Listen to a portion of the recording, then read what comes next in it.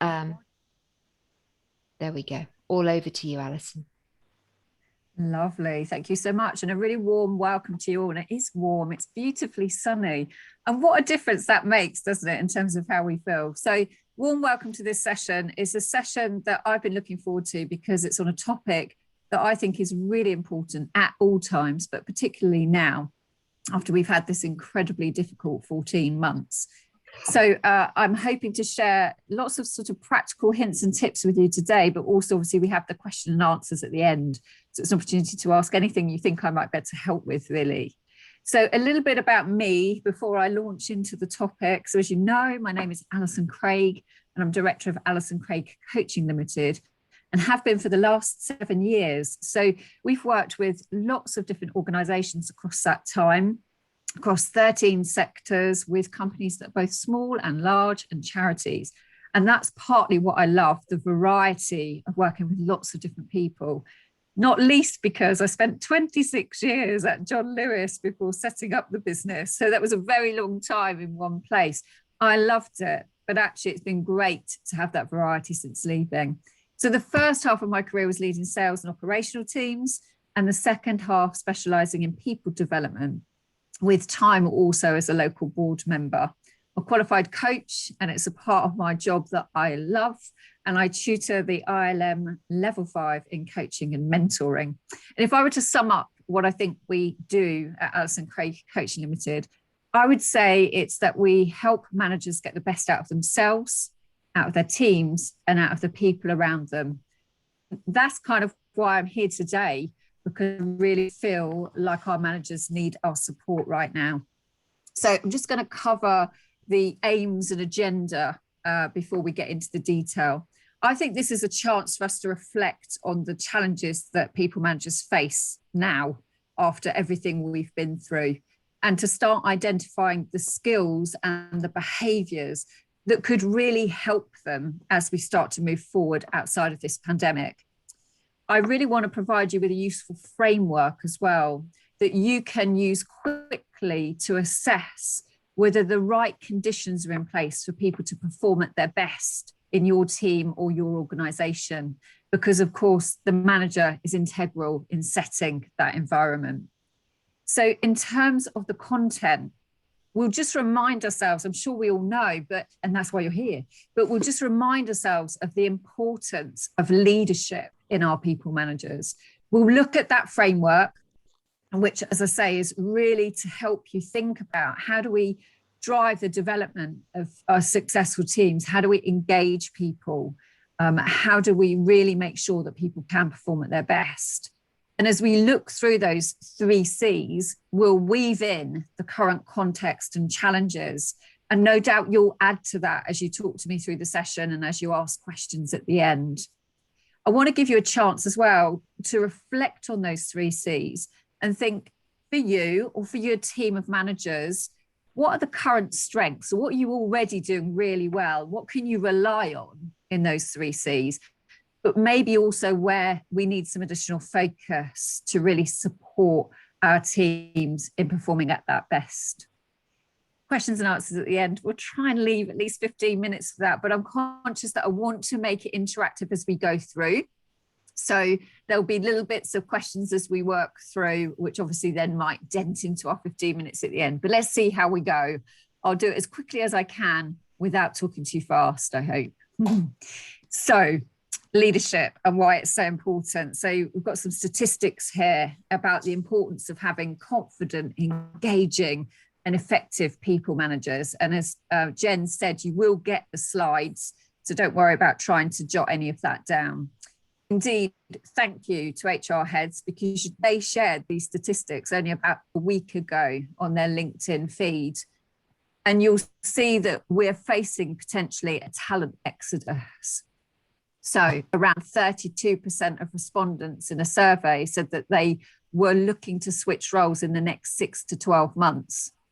And if we then look at the category of 18 to 34-year-olds, that rises to 55%. And if we start to think about the costs in time and money of recruiting and replacing individuals, then that's a scary set of statistics. And that's without even thinking about the impact on teams if they become decimated by losing this percentage of people. And what's the chances that the people who are looking for other work are the ones that we'd quite like to lose? The chances are probably fairly low. The likelihood is that it's our best talent who are looking. So we really need our managers to help keep hold of that talent. And this is where another quote comes in handy. The fact that what leaders say and do can make a 70% difference to people feeling included and engaged in their organization and team. And the more that people feel included, the more they'll speak up, go the extra mile, and they'll collaborate. So all of that ultimately will lift organizational performance. So there is no doubt that what our managers do, and then feeling skilled as line managers, people managers, and leaders, is incredibly important. And then we get more statistics as if we didn't need any already. So productivity, organizations where people are truly engaged can enjoy at least a 20% boost in productivity. And when we look at profitability, there are clear gains for organizations where their teams are truly engaged. So I don't think I need to persuade you any further around the need to support our managers at this really, really tricky time. We need high performance. That's what we're looking for. We need high performance to get our businesses back on track, to get the economy back on track.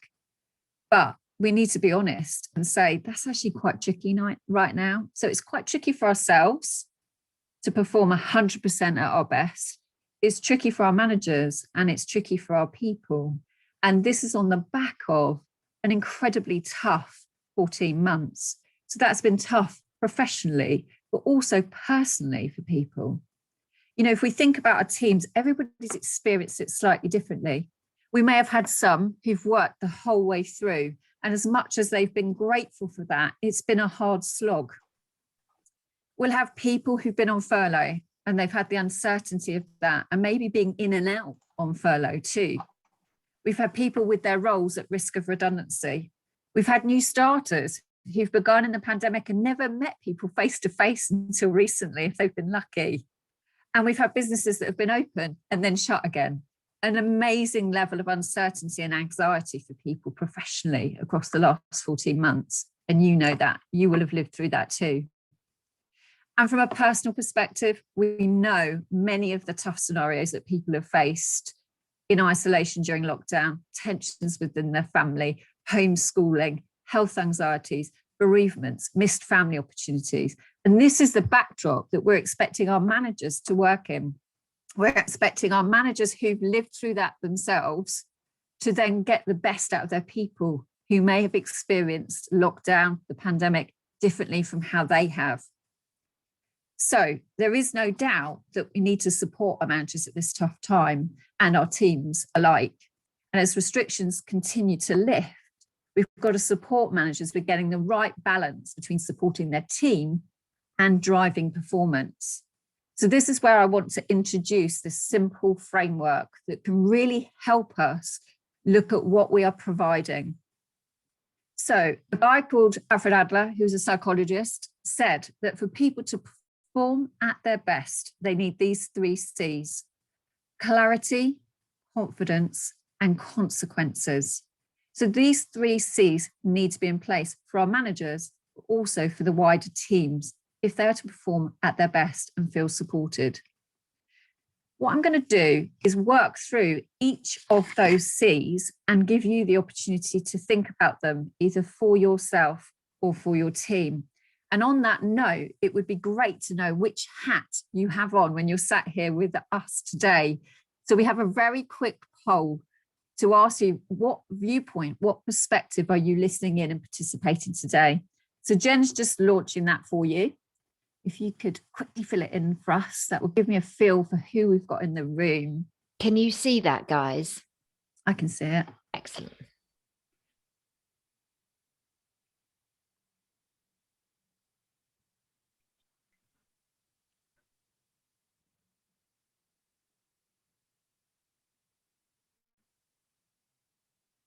I'll just give that 2 more minutes. Just got 2 more people to vote. And then I'll just share that with you guys. Okay, there we go.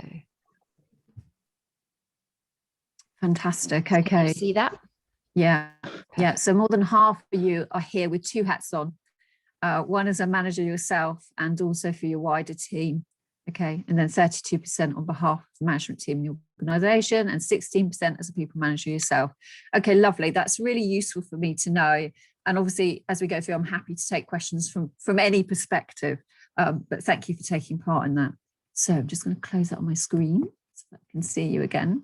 Okay, so as we go through each of the C's then, please be noting for yourself which parts of it you think are going really well currently, either for you as a line manager, a people manager, or for the wider management team. So we get a feel for the bits that maybe are a bit tougher as well. Okay, so we're going to start with clarity. And this is how it breaks down. So we're talking about crystal clear expectations for people. So we need them to be clear on the what, so the results that need to be delivered, but also the how, so the behavior that we're looking for. And then once those expectations are crystal clear, we need to help them understand how they are measuring up. Okay. So I'm just going to break that down a little bit more. And as you know, you're getting the recording, so you'll be able to listen back to this if it doesn't all quite go in first time. So under the what, I think we're considering purpose. So going back to thinking about why does this company, why does this department even exist?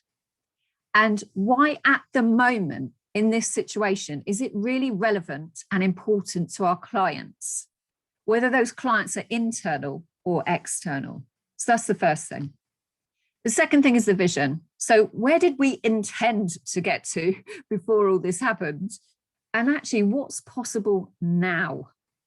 So in the next 3 months, in the next 6 months, in the next 9 months, in the next 12 months. Now, some of this direction will filter down from on high for our managers, and that's great. But we still need them to be thinking strategically and commercially in their area. And we need them to be helping individuals to understand their part to play and to understand across that big job description they've probably got, which are the most important bits right now. We also need people to understand their responsibilities. So how do we need them to show up?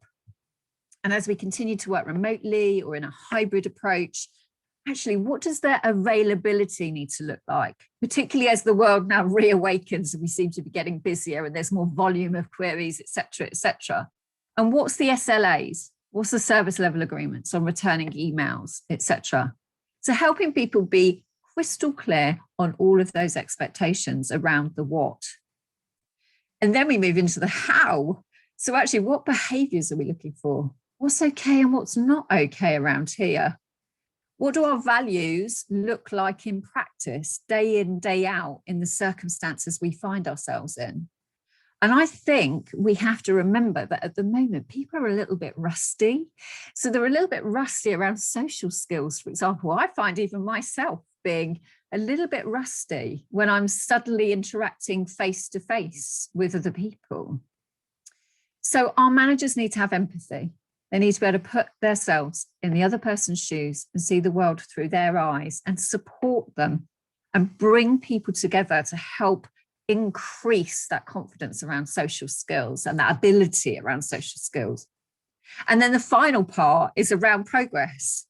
So actually, if our managers are going to drive performance and they're going to protect our culture, they absolutely need to be able to give specific behavioral feedback.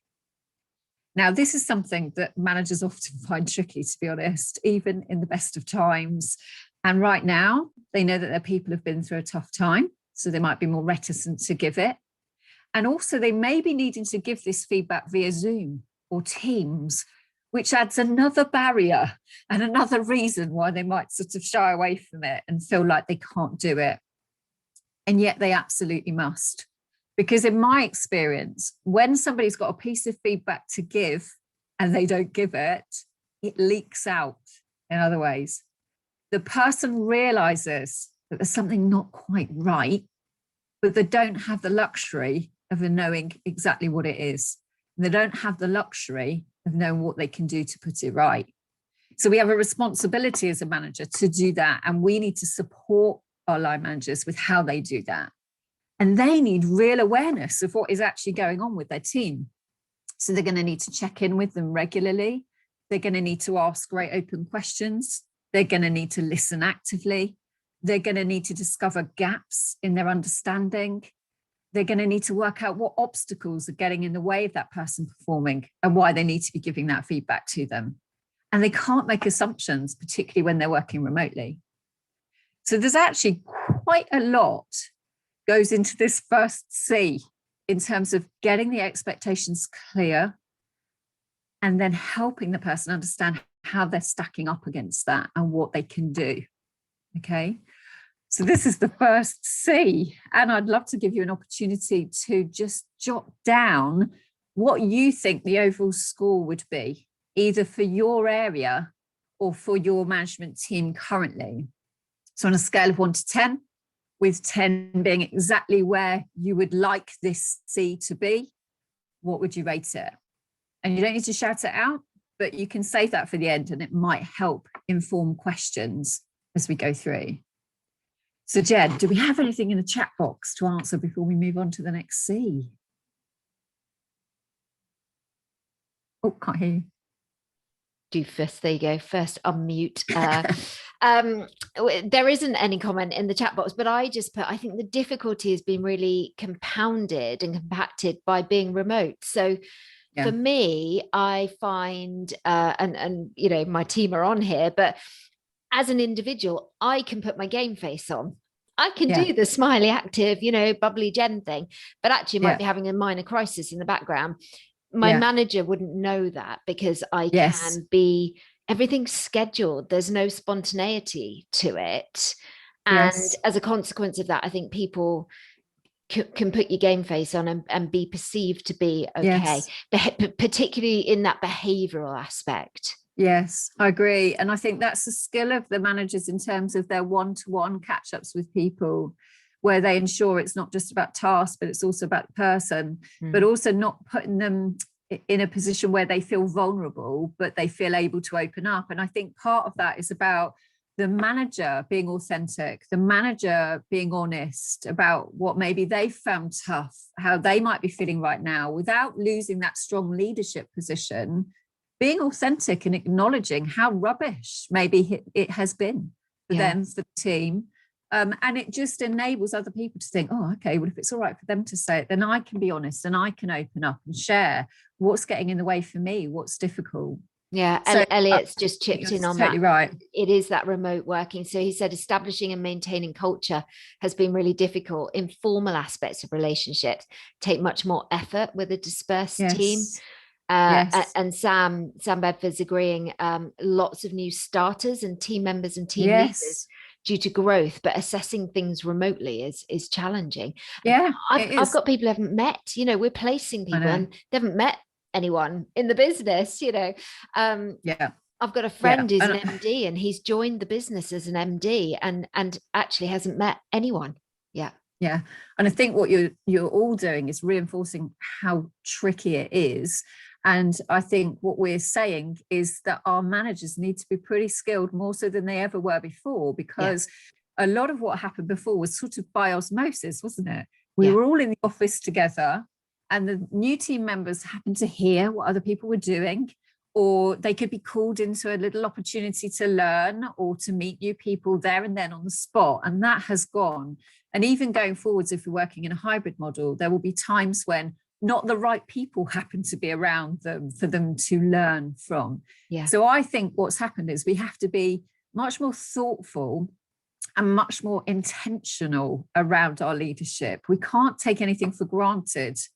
We have to spend time thinking about it and working out the best way to do things in very tricky circumstances. We're going to have to get better and better at that because it's not going away, is it? You know, the hybrid working, the remote working, it's not going away. Natalie says people are rusty on how to behave and focus on operational and to a degree resilience training for the retail teams when the stores reopened. And you'll know that from obviously your background. Exactly. But actually what we're dealing with right now is poor social behavior. Yeah, and people have totally forgotten agree. what it is to be acceptable, what's not acceptable. Yeah, yeah, Rosie yeah, says she's got candidates returning to face-to-face interviews now. They're feeling quite uncertain. Should we shake yeah. hands? How formal should we Yes. be? Dress code? Because all of those things we're not doing at the moment. I've definitely had people on interview who, because it's been virtual, they haven't booked the time off work. Yeah. They just think they can squidge it in and nobody will know. And then suddenly a meeting lands in their calendar and they haven't got a way out of it. You know, that it's almost you're not respectful to the process because actually it's a proper process. Oh, there's so much, isn't there? And I'm just thinking, you know, what we're trying to do as managers essentially is bring some sort of certainty to people, because there's so much that's uncertain and has been all over the place. We're trying to bring this clarity, we're trying to bring this certainty so people know where they stand, they know what's okay, what's not okay. You know, that's our place to help do that. And it doesn't have to be a top-down approach. It can be an agreement together approach. So we have to bring people together somehow, some way, to come up with these agreements about how we're going to work going forwards. And I think said he'd inherited a team during lockdown, and some departures and some new talent. So much change at the top that there's just that sense of unsettledness around it.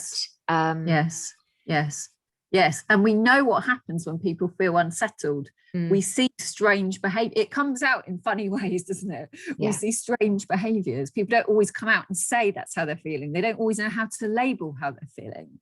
And again, this comes to the skill of the manager, you know, that empathy, that ability to ask questions, that ability to seriously listen without judging, so that people feel safe, so that you build trusting relationships. I think it leads me beautifully into the next one. Jen, I'll start putting it up, but keep going.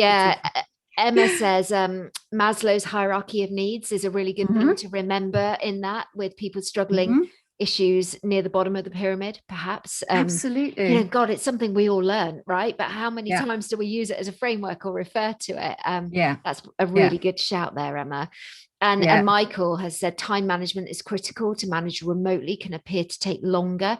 We're replacing the corridor conversation and what I call the coffee coaching conversation, almost in the kitchen. But Reese has just inherited a team as well, all new. None of them have ever met in person, so trying to work out what's going on and how best to interact is a bit of a really difficult. Difficult. And it does lead beautifully into this next C, which is the confidence.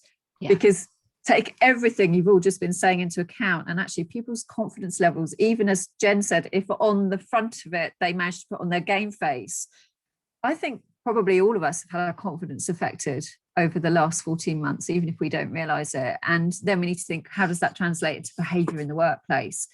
So I'm going to break down this C. And then again, if you want to jot notes as we go, so that by the time we get to the end, you can give a score for where you would rate it for your team or for the wider management team.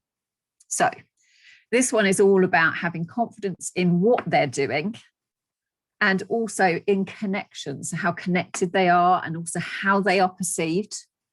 And then really understanding how they can develop to achieve the results that are required. So, of course, the first thing is, you know, they've got to be crystal clear on the expectations. Then we get down into, well, how confident are they about how they actually go about delivering that? And again, we might make assumptions. We might assume that because people have been with us for years, they're all right with this. They should be able to just knuckle down and get on, now getting back to some sort of normality. But nothing's normal. Nothing's normal. We've been working completely differently for 14 months. We suddenly have to ramp up because the world has come alive. At the same time, we may be asking them to get up earlier because they have to travel to work, to do the traveling, which may cause anxiety, and potentially to work in different ways because processes may have changed since they've been away. So we're now using different IT systems, which they kind of know, but don't entirely. Or we might have done away with certain jobs. We don't need to do that anymore. We've realized over the last 14 months, and they were really good at that job, and now it's gone. And we don't know who does what because people have left, or we've got new starters and responsibilities have changed. The office layout is different. They can't find things. There is so much that even for people who've been in our teams for a long time, are finding different. And we know that as human beasts, we don't react brilliantly to change quite often. It's very unsettling for people. And we're back to needing our managers to get some certainty, to get to some settlement for people so that they can perform at their best. Now, this may be very practical stuff, like revisiting induction that was done during lockdown remotely, revisiting parts of it, or checking understanding. What I find often working with managers, even outside of a pandemic, is they think they've made it really, really clear and they've made sure people are all right. But actually, a lot of what they've been doing is pushing out energy and information. So they've pushed out lots of energy and information. What they haven't managed to do is pull it back, to ask questions, to check understanding, to really be sure the person knows what they mean, that they've got the same picture of success. And that's often where things go wrong, because the person isn't truly confident how to go about it, because they're not really crystal clear on what's expected. So there's quite a lot to do here in a practical sense, whether that be buddying. So it could be that somebody who's come back and they're really confident on a certain aspect could be buddied with another who's not.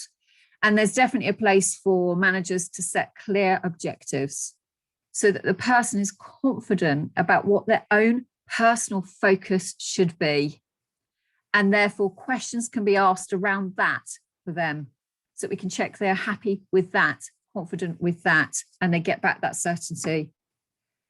We then move into the realms of, are we delegating really effectively, so that we're empowering individuals and really trusting them to take on responsibility or tasks?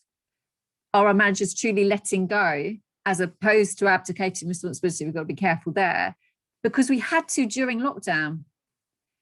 And there's a danger that when we go back to the office, we start clawing back some of that control that people felt they had before, that they could own it before, and it's being taken back.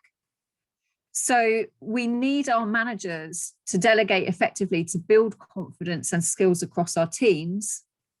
But we know that in this potential hybrid approach we're going to take, there is a real concern about people being overlooked. So as managers choose to delegate, to build confidence, to build skills, to build effectiveness, they've got to think ahead. They've got to actively plan development for each individual in their team, and therefore think ahead to what they might better get people involved with. Otherwise, the danger is the manager will go with their top favorite people that they know they can rely on, or the person that's right in front of their nose, because they happen to be in the office on the same day. So a few watch outs there and a few practical things that can be done to build confidence. With regards to the connections piece, team members want to feel connected with the company and its purpose and their part to play in it, but they most definitely want to feel connected with their line manager, like they have a good relationship, and they want to feel connected with their teams around them. So a big way we can support people with this is, again, to give this specific behavioural feedback so that people know where they stand. And I know there's worries about doing that, as we said before, but actually if we can get our managers to create really trusting relationships with people through their one-to-one work with them, and if we can get managers to create a culture in which we're looking for continuous improvement, it feels much more like it's collaborative when we're giving feedback, because it's two-way. So the manager is willing to take it themselves, all in the spirit of continuous development, continuous improvement. And the person thinks, yeah, because I'm signed up to this. I want our team to be the best it can possibly be. So this is okay. I'm happy to take the feedback because I can play my part.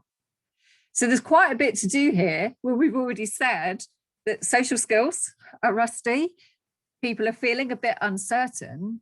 And we come back to, therefore, the importance of this manager and what they can do to set a climate in which people feel comfortable, confident, and able to perform.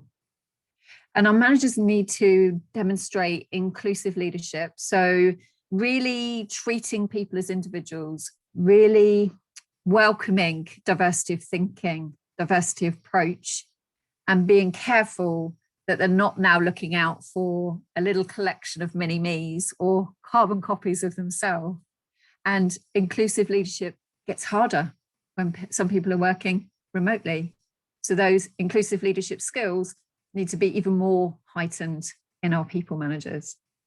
And of course, part of this, accepting people for who they are and allowing them to perform at their best, will be about the way that we communicate.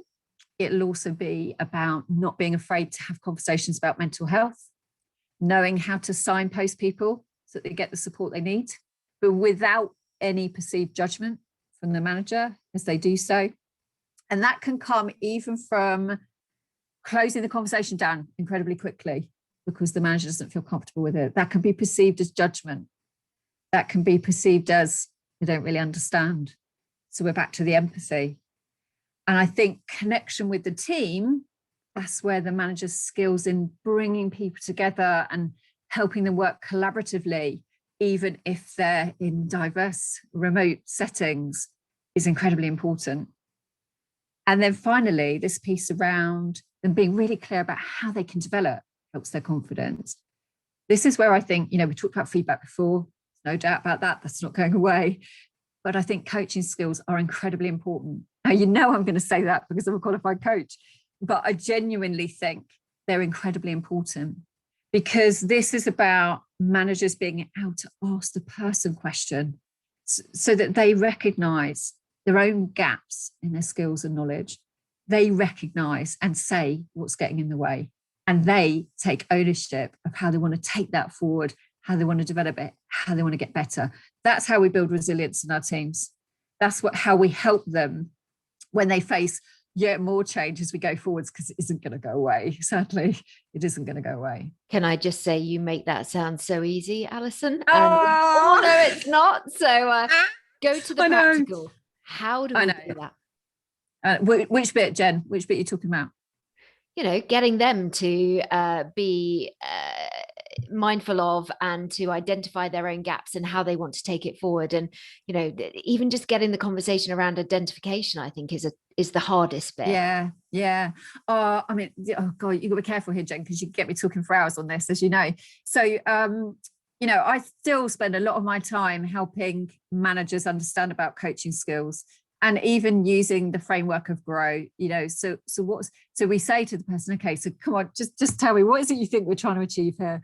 Just tell me what you're thinking. Make sure they're clear on the goal. Okay, so when you think about that, where we're trying to get to, how close do you think you're getting at the moment? Which bits are going really well for you and which bits are more of a struggle? Identify the gap. Then, okay, so what do you think you could do then? So if the bit that you need to be better at and more confident at is this, what do you think you could do? What are the options?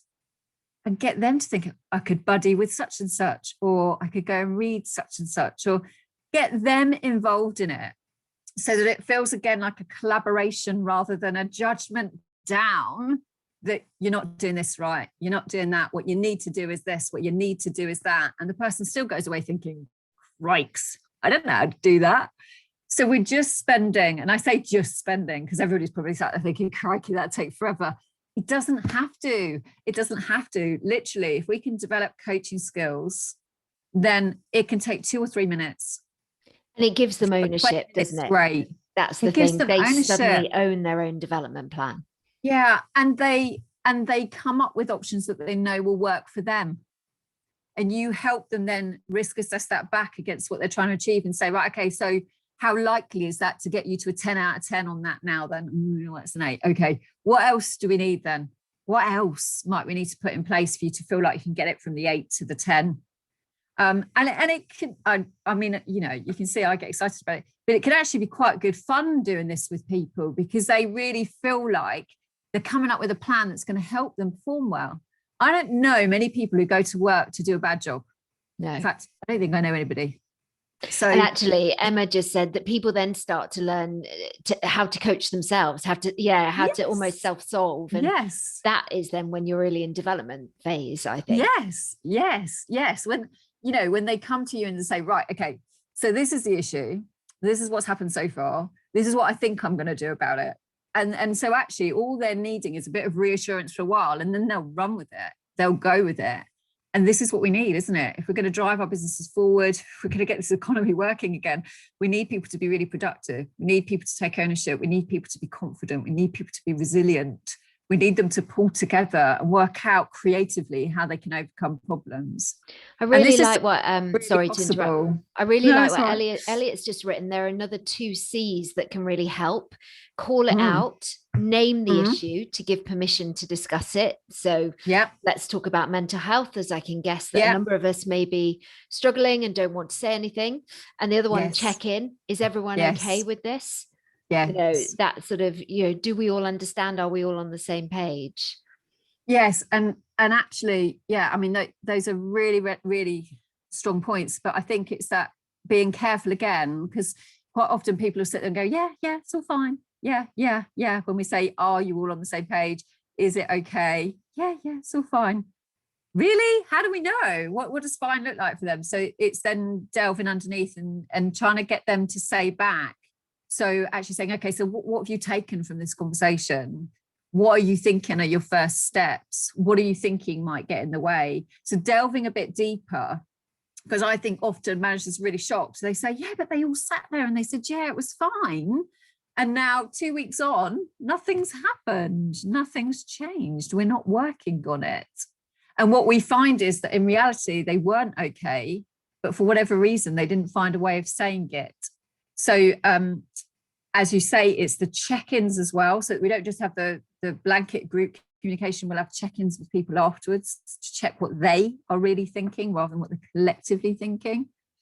Oh, crumbs. Yeah, there's lots, isn't there? But it's all totally possible if we recognize the power of it. If we recognize the power of it, it goes up our to-do list and it goes up our list in terms of how we might just tweak our approach to get even better results than maybe we've got in the past. Okay, shall I move on to the last one? Keep saying if there's any questions or okay. Consequences. This is actually just kind of a bit of a sum up actually, but I suppose what I'd say is that as human beings, we do all need to know what the consequences are.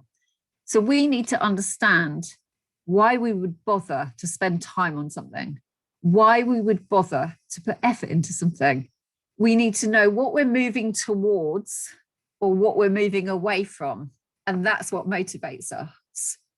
So this is where our managers need to be clear on what are the potential consequences for people. So what will happen if our teams do or don't achieve the behavior and the results that we've made are crystal clear? So they need to have that in their own mind. They need to have an awareness around that. And they need to be prepared to follow through consistently. Otherwise, what's the point of saying there's consequences if we're not going to actually enact them? And again, we're back to this slight worry, I think, in managers about, you know, is it right at the moment to follow through? Is it right to bring the consequences to bear? And that, of course, is going to be an emotional intelligence piece coming in around assessing what's truly going on and how far we can go with people. But we can't shy away from it. We have to make sure that we address it in some way. And therefore, we need to have, again, like a real awareness of what is going on with people. You know, individually, what are they achieving? What are they contributing? So that we can make sure that the right consequences are in place. If they've done something fabulous, we need to know about it. And we might not if we're working remotely. If there's something going awry, we need to know how we can tap into HR processes so that, again, we can support that in getting better. So this is all with a view to trying to get it better. You know, it's not a hatchet job. You know, actually what we're trying to create in our managers is this feeling that it's about positive, it's about a power for good when we think about consequences. If we get the other 2 C's in place, the chances are there's going to be less of the negative consequences. We are going to mitigate against those. And that's part of the importance of making sure the other 2 C's are in place. So I guess it's time to jot down your final rating in terms of an overall score for the consequences. Is it a 10 out of 10 or is it less than that? What are the strengths? What are the areas to focus, do you think, for either yourself or your wider management team? I'll give you a moment to do that.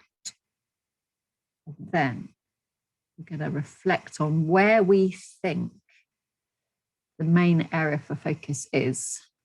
Alison, I've got a second poll. Is that something you want Yeah, me that's to, now. yeah, let me bring that up for you.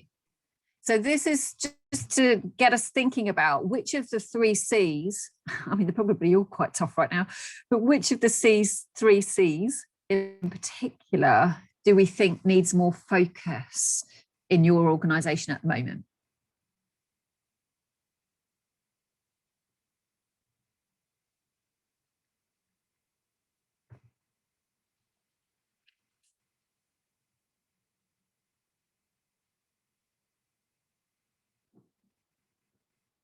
That's interesting. Okay, a few more to go, a few more voters yet. Yeah, just a few more. It's really interesting, isn't it? Because one of the things we've done in coming back is really look at what is our purpose, what is our vision, and actually we've rewritten it to be fit for purpose for the new world. Yeah, completely. But it's something you can then share from a clarity perspective with. Absolutely. We're on this bus because we're trying to get to here type of thing. Yeah. Got a couple more, but I know that I can't vote sharing my screen, so I don't know if so that might, okay. Let me end polling and share. Hey, look at that. That's closer than I thought it would be. Yeah, that's really interesting. So the clarity and the consequences come out near at the top and the confidence in the middle. But I guess the interesting thing is that once you start getting the clarity and the consequences more in place, we need to then think about what's that done to confidence. When we've made it crystal clear that actually at the moment the key focus needs to be this, this, or this, then how do people feel about their confidence? So I guess it's an ever-changing feast. But that's why I say, I really like this model, because you can whip it out at any point and think, right, hold on a minute. Where are we at with clarity? I have so many conversations when I'm coaching managers and they say, yeah, they're not doing this and they're not doing that. Okay, on a scale of 1 to 10, how clear do you think they really are on what you're expecting of them? Well, are people prepared to share their thoughts on where they score them on the chat, or even take the mutes off and just have a chat around that? I'm actually going to get rid of the slides now, because the only slides left really, Jen, are the question and answer one. So okay, and I can see people better. Yeah. Feel free, guys, to take your mutes off. I don't know if I can do it. I don't think I can unmute everyone. Oh, Sam, that's a good question. Is there a sequence to the 3 elements of the model? Not kind of, in a way, because the consequences almost takes care of itself if you get the other bits right. But they all need to be in place for someone to perform at their best. So they've got equal weighting in that sense. So come on, who's prepared to share where they've where's the scores sitting? And also remember, this is a stitch in time. This is absolutely something you can do something about. So there's no judgment on any of those scores out of 10. It's a movable feast. So I'm really struggling to say what the scores would be, because I'm on week 3 in my new job. So it's going to be interesting for you to watch and see then, Sam. Yeah, absolutely. And I'm getting a sense of what it might be, but it's, I put down that confidence was the one we would work on, because I think we've got very competent people who haven't been furloughed, but they're quite a young crew, and I think they doubt themselves, and we're in a growth scenario, so they're all like this team cohesion and this collaboration and culture that we need to have in place for a high performing organization is just feeling a bit disparate at the moment, because everyone's working from home, and because they're young and they're based in London, they're kind of all living in their bedrooms. They haven't got huge houses with separate offices and things like that, like some people have the benefit of, and they're doing home working full time from their bedroom, and it's a tough gig, really. It is a tough gig. It is a tough gig. Oh, in so many ways. I mean, there's so much you could say about that, isn't there, actually, in terms of why it's tough. Okay, what are the thoughts? I mean, you can move on to questions if you've got any questions or anything that you'd like to sort of get out and talk together about. That would be really useful.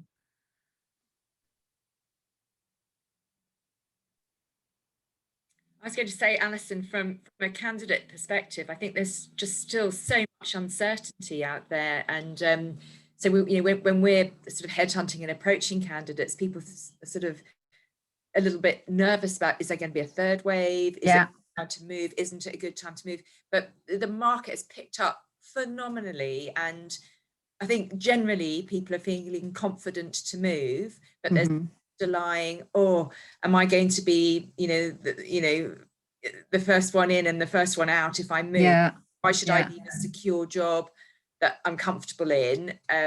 Because what are the risks to step into retail, hospitality, leisure? Yes. And is that going to be a danger to my career? Because I'm valued, I'm secure where I am, but I'm looking at my career progression.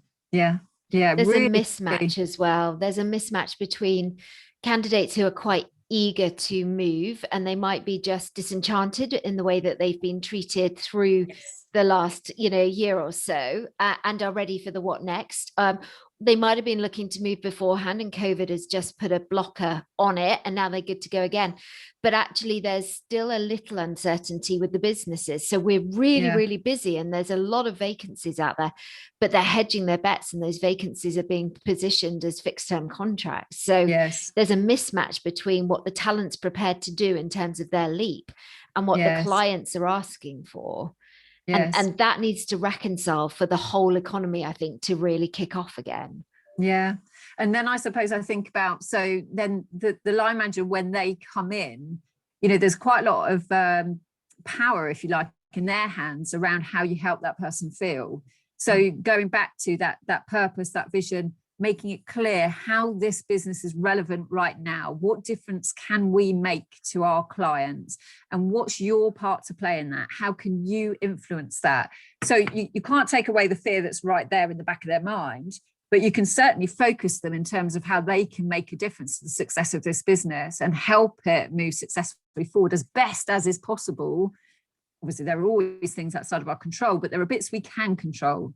And if we can help our teams and individuals understand that, again, they feel like they're gaining back a wee bit of control, that there's something they can do that helps make a difference. It's so difficult because, none of us could ever have imagined this would happen, and that all of that control was taken away from us in terms of how we operate our businesses. But with everything that's happening, it feels like we're going in the right direction, vaccination program, etc. So I'm just going to sit and firmly do this right now. What are people finding right now in the business when it comes to management and leadership? What is as HR practitioners, most of you are here, what is it that you're seeing and observing that you think, oh, crikey, that really needs addressing? I think from my point of view, one of the things you mentioned earlier, we're seeing a lot of people who, especially in management and leadership roles, are actually quite tired and quite worn out. And now we're kind of ramping up as a business, and there's lots of new recruitment going on. And I think people are kind of trying to obviously, get going for that. But I think people are just they're just a bit flat and a bit kind of I think sometimes. And when you were talking earlier, I was thinking about the role of self-care. Yes. Because I always remember, if you don't look after yourself, you can't look after other people. And I think there's a couple of conversations I've had with people where, working from home, especially over the past year, they've had more time for themselves, and they've had more time to, with their families, or they've had more time to look after themselves, and they've made that more of a priority. So that there have been some kind of benefits that I think have come from that as well. So and it's how Jen and I were having this conversation before you all joined us, actually. It's how we don't lose the positives of what's gone on in the past year, isn't it? But actually we improve bits. So there are people on the flip side of that, Rebecca, that have failed miserably with the boundaries piece, because they're working from home. Instead of stopping at 6 or whatever it would normally have been, they've just carried on after dinner. So we've got both sides of the camp, haven't we? But it makes your self-care point incredibly important. And sometimes that's about us helping the person identify what self-care looks like for them, because they've lost sight of it. They've lost sight of it in the last 14 months. You know, whether it's picking up a paper and pencils and drawing, or watching, you know, trash TV, or whatever it is, you know, what is it for them? And this comes back to those individual check-ins with people and building trusting relationships with people to help them identify what they need to perform at their best. But you're right, often the managers are looking after everybody else, and who's looking after them? So we've got to make it okay for them to look after them, because we know that, I think it's that whole oxygen mask thing, isn't it? You put your oxygen mask on first, and then you can help other people put theirs on. So it's a really timely reminder, Rebecca, you're right, because they've been working dead hard the whole way through. And now they've got to ramp it up again, and they haven't had proper holidays. Haven't had time with people that they love. You know, there's so many aspects to take into account, aren't there?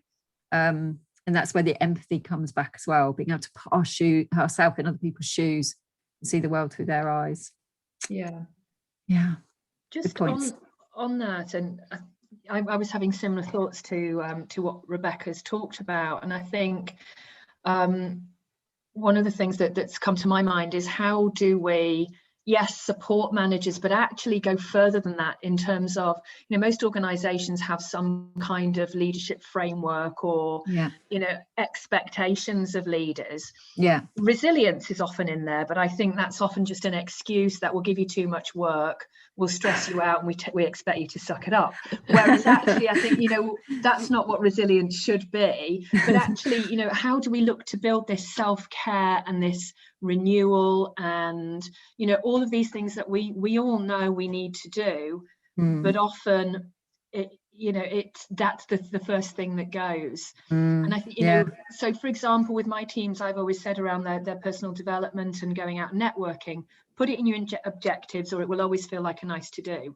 I think that maybe this is what we need to do now with the self-care, the true resilience is actually, you know, put it in the frameworks, get it into people's objectives, so that it's we're really taking it seriously rather than just paying lip service to it. I think you're right, because I think everybody's become much more aware of health and actually much more anxious about health in the last 14 months. And so, you know, we've really got to make something different happen. And it might be putting particular policies in place. If we're HR professionals and we have that ability to do so, particular policies that say you can take X number of days a year for X, you know, there are things we can practically do if it's on the top of our agenda and we believe it to be important. But it's how often does it slip down the list because it's a nice to do rather than a genuine acceptance that people perform at their best if they're healthy, well, and confident. Absolutely. That's such good points. It's a good point. If I jump in, that it makes me think that I've been working where I am now. I'm not HR, but I'm training and development, and I'm responsible for sales leadership programs, and the amount of suddenly these hardened sales managers that I work with, suddenly when I start talking about awareness and personal awareness and leading yourself, for years they've never listened. But now, amazing how many of them are now listening and going, what, you mean listen to myself? And when I start talking about awareness and being aware of what physically and is going on with you, and letting your body tell so much more about what's going on with you, they're starting to listen. And I've never thought that I'd hear the day when they would take something that I've taken for granted for so long. And the difference it's making is huge. And wow, that's fantastic. It really is. And I'm inundated with requests for more of that. Less of the hardened, you know, how do I sell? How do I become a sales manager? The hard skills, but was real emotional intelligence stuff. And I just think listening to this conversation it's been great as a reminder that it's so important. And what you said about looking after yourself, it's never been truer point now, especially as a leader or a manager. People have really reevaluated their lives, I think, haven't they, over the last 14 months? They've been given permission to. That's what it's done. It's suddenly given us permission to look at it in a different way. And a lot of them are telling me that their biggest nervousness or a little bit of anxiety even is it's going to go again. And Yes. that what was a blip in, do you remember in 2021 where we could actually look after ourselves and put ourselves first? Yes. Oh, that was great, wasn't it? Do you remember those times? Yes. And there is a genuine view that I work in a very large corporate, and the view is that we'll just slip back into the way of it was before. And I think there's a danger that they're right, because actually, unless line managers, unless HR take it seriously and want to have it at the top of the agenda, it will go away, because things are ramping up, things are feeling busier already for a lot of organizations, and quite quickly we forget about it. Yeah. But I wonder, I mean, what would be amazing, Jen, is if there's I don't think there is, but if there's any more background around those statistics we looked at earlier in terms of why people are looking to leave organizations. Is it because they don't want to work ridiculous hours like they used to in that company and they know it's still expected? Is it because they don't want to travel for 4 hours a day? We don't know, but actually we've got to look at how do we help people. If that's what's their barrier to staying, what could we do? What is possible, given we've managed for 14 months to work in a completely different way? You know, it's not part of the same research, but there is generational, as in, you know, Gen X, Y, Z, millennials, you know, about what is driving people to either stay with organizations or leave organizations. And so you take millennials, you know, that is about the ability to be entrepreneurial, to have real ability to impact and influence and shape, you know, whereas your exes like me, it's security and stability, and you know, and so different sort of phases of people's lives, I think, have different elements to them, don't they? Yeah. And this is where you come back to the skill of the line manager, isn't it, in terms of what is the motivation for that particular person, what's going to help them feel fulfilled and rewarded and secure and able to stay in this role rather than look for another. And the fact you can't have one conversation and expect that to land with everyone. You've got to have a different conversation with every single different person. Yeah. And it takes energy. So we're back to Rebecca's point about people being tired. Yeah. You know, so that takes energy to have those kind of conversations with people when you don't even really know how you feel right now. Yeah. So yeah, tough times for managers, but there's stuff we can do to support them in developing some of those key skills we talked about today. Yeah. Yeah. Good. I'm conscious of time. Rose has just popped up there. Candidates in large corporates are feeling undervalued at the moment. They're having to do a lot more with much less resource. Yes. Others took in job in desperation during lockdown. Better to be employed rather than their dream job. But I think that's triggering the market's picked up, and now I can look for my dream job again. So I think that's in play at the moment as well. Good. Does anyone have any final flurries for Alison? The clock is ticking, and I know your diaries will all be under pressure for the what next. No, nothing else. That's really interesting. Thank you. Good. Thank you for coming. Good session. Thank you.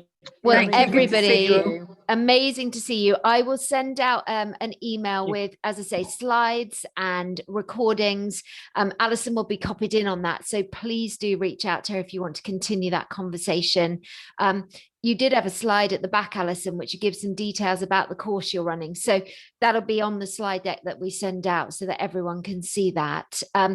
As always, guys, I see feedback as a gift, and Alison has been my coach, so I know she does as well. So thoughts and comments, whether that's privately on email or pick up the phone to us, then we always value that, as we do topics that would be of interest next. So do that. And I'll wish you well for the rest of your days. So thank you once again for joining us all. Thanks, everybody. Thanks, everybody. Bye. Take care all. Thank you. Bye-bye.